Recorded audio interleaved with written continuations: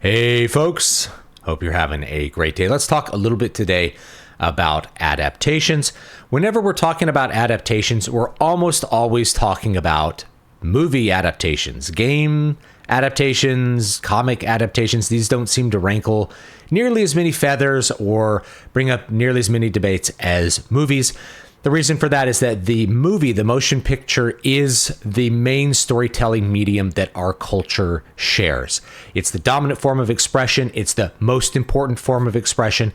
Authors tend to fantasize about what their movie is going to look like. We tend to think of a work as being important if it's translated onto the screen somehow, if it's adapted.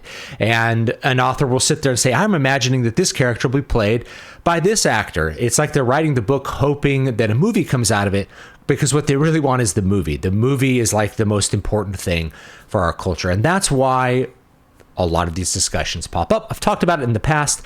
I'm going to retread some of the ground that I have discussed in the past regarding movie adaptations, why they happen and how they happen. But this video is really a response to a great question that I got on the channel. So I'm going to read it to you. It's from Austin Pizzle. I'm curious about your thoughts on the Odyssey. Should a story that has survived 3,000 years be adapted as faithfully as possible, or is there value in taking creative liberties, if done well, to make it more accessible, etc.? This is a great question. And when we're looking at the classics, not just classics of English literature, but the classics in general, I think it's worth thinking about things from a little bit different angle. So my first impulse, by the way, to respond to that is that Hollywood should not make adaptations. If I had a choice, Hollywood would not be able to adapt anything at all for at least 10 years. Only original content. Why? Well, 9 times out of 10, they do a bad job of it. The end result is bad. It's a bad adaptation or a bad movie that comes out of it. It's really departs from the source material very significantly. So significantly, in fact, that you have things that have the same name, and that's pretty much all they have in common with the source material. Or you can have movies that make fun of the source material, which I'll talk about in a minute. So my impulse is to say Hollywood shouldn't adapt things. And even in the cases where it's considered a successful adaptation, it's near universal that people will say, well, the book is better. And this is often a topic that people brought up. Is there a movie that's better than the book, or is the book always better? So if you look at a movie like Jurassic Park is a really good movie. However, the book is better. Everybody who reads the book is like, wow, there's so much more in the book. It's so much better. And then when you actually look at the movie and the book, you're like, wait a minute, like Spielberg actually inverted several characters and inverted several themes. It's really not that great of an adaptation, even though it comes across as a pretty good movie, and the book is better. You can think of the best adaptations. I think the most accurate adaptations I can think of in Hollywood are the Harry Potter movies, and it's pretty much universal. The Harry Potter books are just a lot better. There's more in them. There's more story. There's more color. There's you can get all the intricacies of the plot that tends to get trimmed out because you have a fixed length, not a completely fixed length, but you have less ability to have an extended length movie, especially for something that's really like a book for children or teens. But anyway, that's a different discussion. The point is, the books are better. Okay, the books are better. Even something that is like The Lord of the Rings is full of things that are not just missing. Like, it's not just that they trimmed out Tom Bombadil. That people notice that, oh, Tom Bombadil and the Barrow Wights, they're missing. And they are important. Those things actually are important for the structure of the story. They're important for some events that happen, like with the Witch King dying and things like that.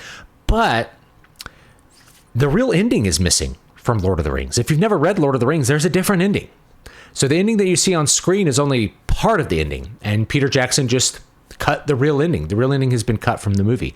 And there's a significant inversion of the main character, Aragorn. Aragorn is not an unwilling king in the book. He's willing. He's engaged in the conspiracy, if you will. If we're talking some of the stuff Conan has said on Twitter. He's engaged in the conspiracy to become the king of men.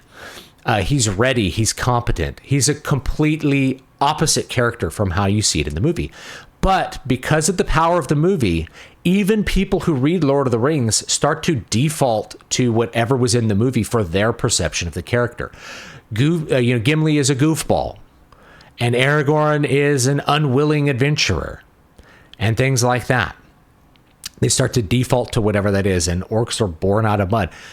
There's just a lot of little things that Peter Jackson decided about the movie, and I don't really think a lot of them are like, well, you have to change it when it goes into a movie. You have to make adaptations because the movie is a different format than the book. It's like these are creative choices that have to do with it making it something that he wants, not adapting what's actually on the page, not trying to make what's in the book, but rather to use the book as a starting point and make something that's your own.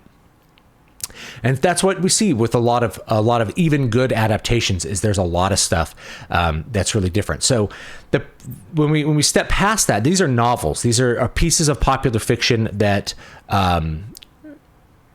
have a built-in audience, and then they get adapted. If we look at something like the classics, like Homer or any of the Greek tragedies, or you're looking at Virgil or Dante, or anything that you want to think of as classic works, not just classics of English literature like Charles Dickens, but we're talking like the Odyssey. The question really is, in response to, is it okay to take creative liberties, is what's the point of the Odyssey? What's the point of interacting with that work? What's the point of the Iliad and the Odyssey? Is it to just enjoy a good yarn? Is it just the events? Is it the event sequence? Is it the characters? Are we just looking at a universal story, something like that? Or is it, as I would really view it as, the classics are a portal to a different time and a different place and a different people. They are a work created by the Greek people, even though Homer wrote them, right? They are pulled out of the folklore and traditions of the Greek people. So when you read the classics like the Iliad, it's a window into another culture. It's a window into another way of thinking. It's a window into another time. And so it's not merely an emotional experience. And what I realize is that most people, when they are reading a book or they are watching a movie, they are having an emotional experience. It's a response. It's a responsive experience, right? They watch a thing, they feel a thing. They read a book, they feel a thing. Whereas to interact with the sources, to interact with something like the Iliad, you have to be active. You have to actively participate in that discovery of the source because it's in another language. So there's a layer that's already there called translation, which makes it more accessible. So if the question is accessibility, there's a lot of debate there, but the goal is to get the source in a format that the person can understand. So a translation is going to be the way that you are really going to interact with the source. And I would encourage you to do so. If you see somebody doing an adaptation of like, Dido and Aeneas or something, you can go back and read some of the sources. You can read the Aeneid, and you can read it in translation. And that's a great way to access that ancient work. And while you're accessing that ancient work, you have to keep in mind that the translation adds a layer of obfuscation because we're approaching it with our language, and our language has built into it all of our idioms and all of our ways of thinking. Our language is a product of our way of thinking, and it also influences and reflects back on our way of thinking. So it can be difficult sometimes to fully access something like the Odyssey, to fully understand it, even with the translation. And it's why there's so much debate over what translation you should read. Or, the new Odyssey movie was based off a pretty controversial translation. And that controversial translation is something that people care about because how you interact with that, how you access that core piece of literature is going to be different based on the choices of the translator. So this kind of stuff matters. So if your goal is to make the story more accessible, you really need to be true to the original source as much as possible. But I think that that's not a movie. Like a movie is not the way that you are really going to access the source. You really have to go and try to read the source. And that's what's going to allow you to have more of that portal into the world. And if you are viewing Homer as a portal into the Greek mind, the ancient Greek mind, then that's going to change the way that you do the movie pretty significantly. You are going to be thinking of the movie as a cultural product that you have to treat with respect and love, rather than oh, it's just a thing that you could do your version of, and you can change the events, or you can invert characters. You can make it about modern feelings, right? Using the universal language of story events. You can make it about modern feelings of PTSD or something else, right? You can make it about whatever you want. The world is your oyster. It is in the public domain, so legally you can do whatever you want. The question is, what's like the best thing to do culturally? And I really fall on the side of like, just don't adapt it. It'd be better if people were able to just go to the source. So the big hazard whenever you're adapting a classic, though, as I've mentioned, is that because the default of our culture is the movie, it's not the epic poem. And if you tried to read the epic poem and you didn't enjoy it and you didn't get it, that's okay. Kudos to you for attempting to access the source. That's a great attempt. And it's okay if that's like not your thing. But the movies, this means that people, whatever their default for what the Odyssey is supposed to look like, is going to be that movie. Most people, when they think of the aesthetics of Middle Earth, they're thinking of Peter Jackson's movies.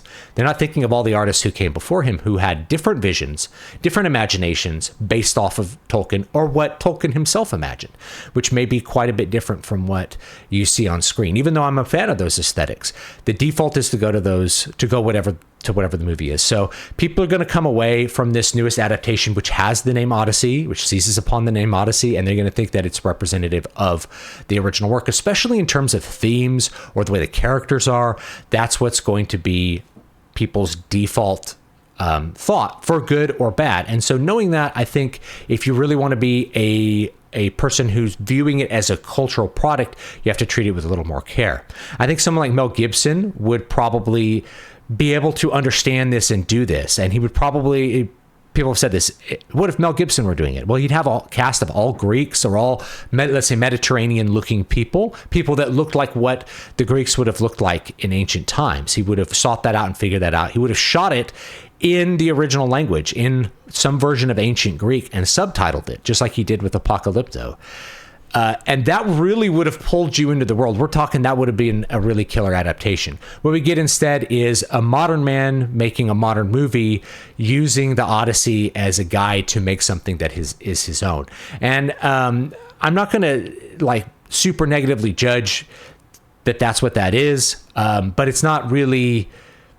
I think there's a significant hazard there, because I think most people are just never going to access the source. We got to be realistic. Most people are not going to. But kudos to you if you have gone and tried to read Homer or Virgil or any of the other, any of the classic Greek tragedies. I think those are totally worth it if you're willing to make that attempt. And that's what I wish people would do, is see this as an opportunity to be like, I've never really dug into the Odyssey. Maybe now would be a great time to look at the source and really interact with the source. And if you come to love the source, you may find that the inversions that exist in these modern retellings, I suppose, of the Odyssey are not something that you really are pleased by. But anyway, I would love to have your thoughts. I'd love to know what they are. If you want to know why does Hollywood adapt things? So I talked about this before, but I'll just retread this quickly. They do it mostly for money. There's a built-in audience, right? Harry Potter is a smash hit book. There's millions of people who read Harry Potter, and then you know that they're going to show up. You have a base level of people that are going to show up to see that movie adaptation they're excited about. So then it's going to be higher from there. But if you compare the number of people who've read Harry Potter to the number of people who've watched the movies, which number is greater? It's probably the people who've watched the movies, right? There's probably a lot more people who've watched the movies. Same thing with Lord of the Rings. There's way more people who've watched the Lord of the Rings movies than who have read Lord of the Rings, one of the most popular works of the 20th century. So that's why they adapt movies. It's mostly for money, but then you hand it to a director, a producer, a creative staff who want to make a product that's theirs, that wants to express themselves. And that's where you start getting these twists and these inversions, where you sometimes end up with a product like Dune that, if you're taking a step back, it appears like the filmmakers really hate the source material. That's what I come away with a lot of these. Like, wow, they really hate the source. I wonder why they wanted to adapt it. Well, they used it as a starting place to make a thing that was their own. Unfortunately, that's what people think of as the default, because most people are not going to read the book. We got to be honest. All right. Leave me your thoughts. I'd love to read them. Great question. Great topic for discussion. Keep it civil, and I'll see you all next time. Have a great, great day.